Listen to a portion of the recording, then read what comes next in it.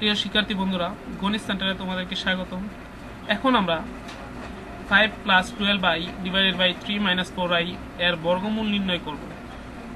5 + 12i / 3 - 4i এখানে একটি এই ভগ্নাংশের লব এবং হরের উভয় স্থানে দেখো i আছে, অর্থাৎ এটি একটি জটিল আকার।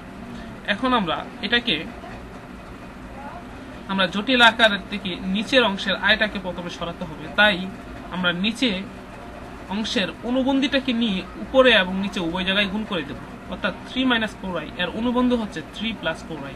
তাই 3 + 4i নিচেও লিখে নিলাম এবং উপরেও লিখে নিলাম। আবার এই দুটো কাটা গেলে বাকি থাকবে এই দুটি অংশ, অর্থাৎ আগের অংশটি।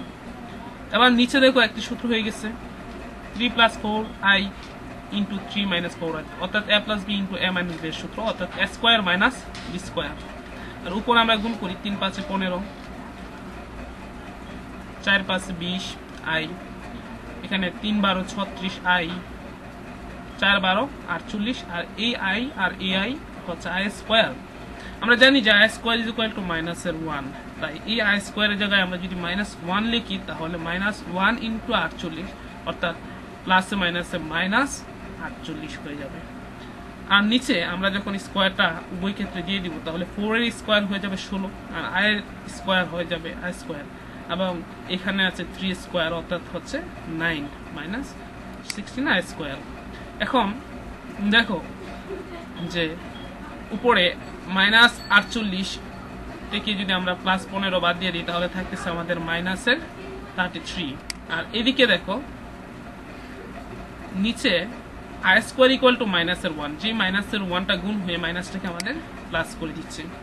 এখন আমরা নিচের অংশে আসতেছি, দেখো যে -33 যেটা আছে সেটাকে আমরা লিখতে পারি 16 - 49, অর্থাৎ 49, অর্থাৎ পূর্ণবর্গ সংখ্যা। 16 একটি পূর্ণবর্গ সংখ্যা এবং 49ও একটি পূর্ণবর্গ সংখ্যা। 16 হচ্ছে 4 এর স্কোয়ার 16, আর 49 হচ্ছে 7 এর স্কোয়ার। এরকম দুইটি পূর্ণবর্গ সংখ্যার বিয়োগফল রূপে প্রকাশ করা যায়, তাই আমরা এরকম কাজটি করব। তারপরে দেখো যে 16 হচ্ছে 4 এর স্কোয়ার, আর 49 মানে 49 হচ্ছে 7 এর স্কোয়ার। আর এটাকে আমরা লিখতে পারি 2 × ab, a হচ্ছে এখানে 4 এবং b হচ্ছে 7, তাহলে 7, আর সাথে একটি i আছে যেটা 7 এর সাথে আমরা লিখেছি।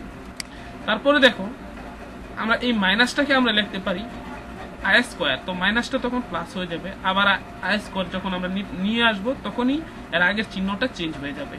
আমরা জানি যে i² এর মান হচ্ছে কি -1, অর্থাৎ -1 এটাকে গুণ করে দিলে আবার সে আগের অবস্থায় হয়ে যাবে। অঙ্কের সাথে আমাদেরকে এই মাইনাসটাকে কি করতে হবে, i² লিখতে হবে এবং এখানে প্লাস দিতে হবে।